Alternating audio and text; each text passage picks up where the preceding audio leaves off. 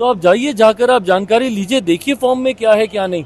पर इतनी मेहनत तो ये लोग करेंगे नहीं, क्योंकि ये पढ़ाई लिखाई का काम है। और उन 15 सालों में जो इन्होंने बिहार को बर्बाद करने का काम किया, जिन्होंने शायद वो 90 का दशक नहीं देखा होगा, जो 2005 के बाद पैदा हुए होंगे और 2025 में पहली बार वोट डालने जा रहे होंगे, उनको ये जानना ज़रूरी है कि क्या था वो 90 का दशक और क्यों उसको जंगल राज के नाम से कहा जाता है।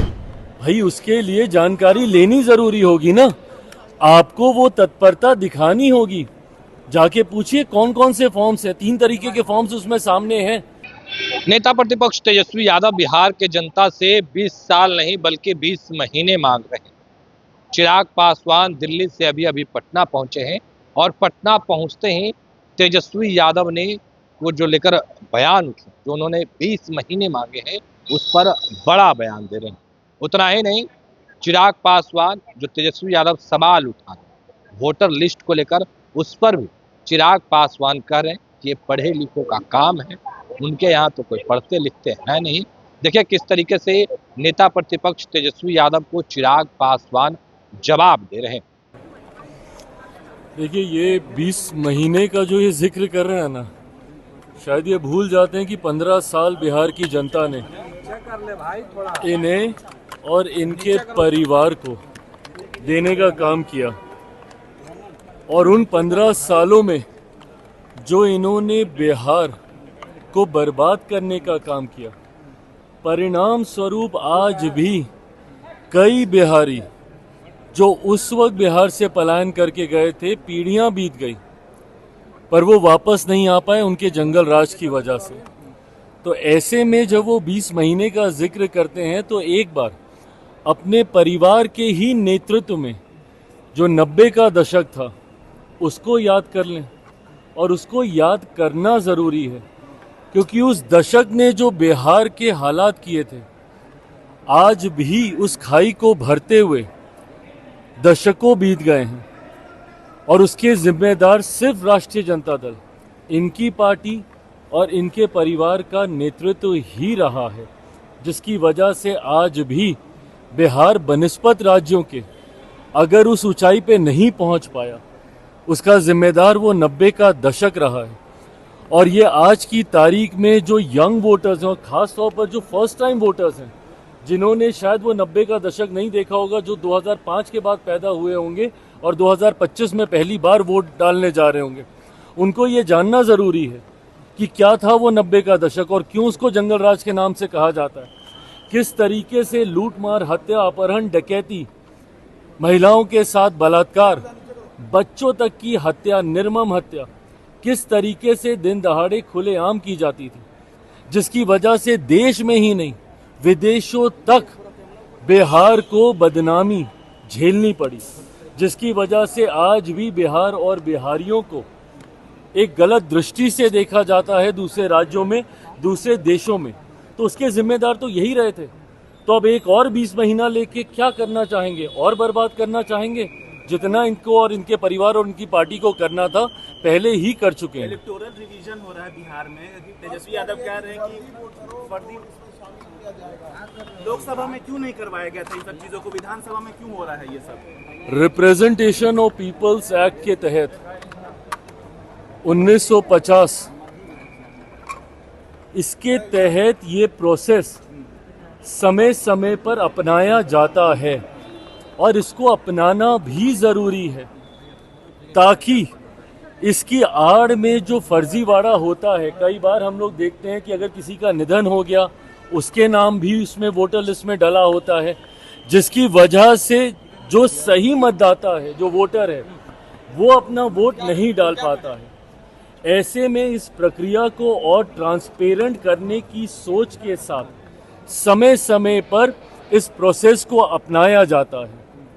और जिनको इस प्रोसेस से चिंता हो रही है, उनको डर पहले से ही है अपनी हार का, और वो लोग पहले से ही बहाना ढूंढने का प्रयास कर रहे हैं कि नवंबर में जब रिजल्ट आएंगे तो इनको कोई ना कोई तो बहाना चाहिए। भाई ईवीएम का बहाना कितनी बार ये लोग अपनाएंगे?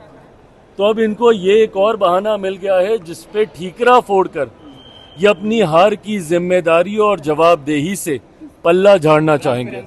दिखा रही है। इलेक्शन कमीशन कह रहे हैं कि कितने सारे कागजात मांगे जाएंगे, बाढ़ का टाइम है बिहार में, कुछ नहीं मिलेगा तो क्या करेंगे उन लोग? जानकारी लेना भाई, उसके लिए जानकारी लेनी जरूरी होगी ना।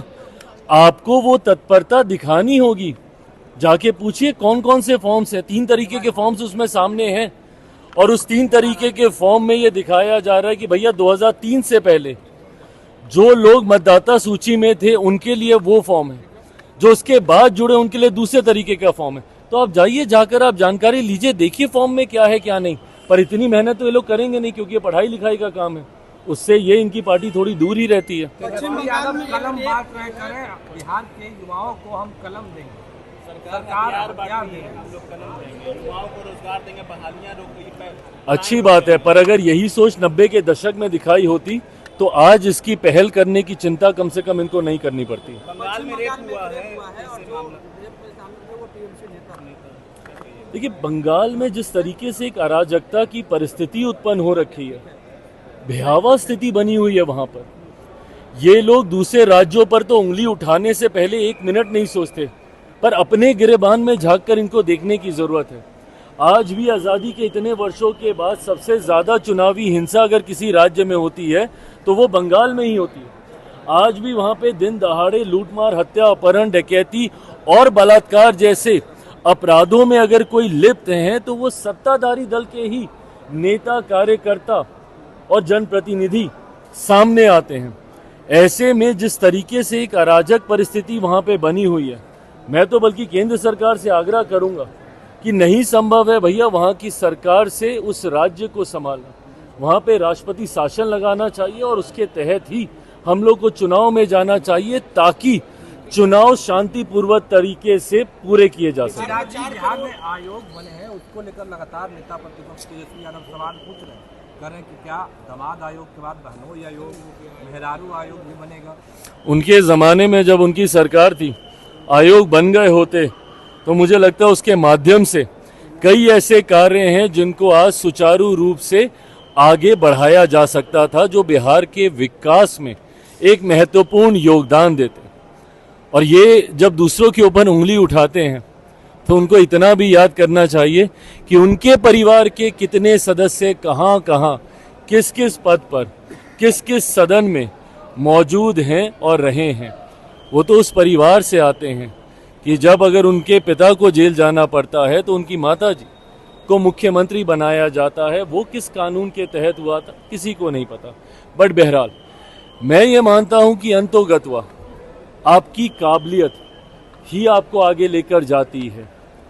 अगर किसी अध्यक्ष में, जिसको आयोग की जिम्मेदारी दी गई है, अगर वो उसके लायक नहीं होंगे, काबिल नहीं होंगे, तो सरकार बैठी है, ये एक संवैधानिक पद है फैसला लेने के लिए। कर रहे हैं, क्या आप वहां से ऐलान कर सकते हैं आने वाले? तो अभी आपने सुना किस तरीके से चिराग पासवान और तेजस्वी यादव आमने सामने हो गए। चिराग पासवान किस तरीके से तेजस्वी यादव को जवाब दे रहे, वो तमाम बयानों को हमने सुनाया। पर बिहार में जो आयोग गठन हुआ उसको लेकर भी कई सवाल उठे। पर देखिए, चिराग पासवान बता रहे हैं कि जब जब मौका मिला है तो किस तरीके से आरजेडी के लोग या फिर लालू परिवार के लोग अपने परिवार वालों को सेट करने में लगे हुए। फिलहाल के लिए इतना ही। अब बने रहे फर्स्ट बिहार झारखंड के साथ। धन्यवाद। पनोरमा ग्रुप, जो सोचता है वो करता है। आपके अपने सपनों का आशियाना। ये लो मुंह मीठा करो, आज मैंने अपना जॉब छोड़ दिया, अब हम पूर्णिया वापस जाएंगे। जॉब छोड़ दिया है? मतलब ये घर कैसे चलेगा? हम करेंगे क्या? और माँ बाबूजी क्या बोलेंगे? इसलिए मैं एक और मिठाई का डब्बा लाया। अपने बिजनेस के लिए लोन अप्रूव हो गया। अरे लोन अप्रूव हो गया वो तो ठीक है, लेकिन पूर्णिया में हम रहेंगे कहाँ? अपना घर भी तो नहीं है वहाँ। इसलिए तो एक और मिठाई का डब्बा अलग से लाया हूँ। हमने पूर्णिया में घर ले लिया है, पूर्णिया के ई होम्स पैनोरमा में। पूर्णिया में पैनोरमा ग्रुप लेकर आए हैं ई होम्स पैनोरमा। बड़ा घर, आलीशान जिंदगी और अत्याधुनिक सुविधाओं के संग। अरे अब क्यों मुंह मीठा करवा रही हो? क्योंकि हम घर वापसी जो कर रहे हैं। घर वापसी की खुशी पूर्णिया में ई होम्स पैनोरमा के संग। E Homes Panorama, luxurious lifestyle redefined.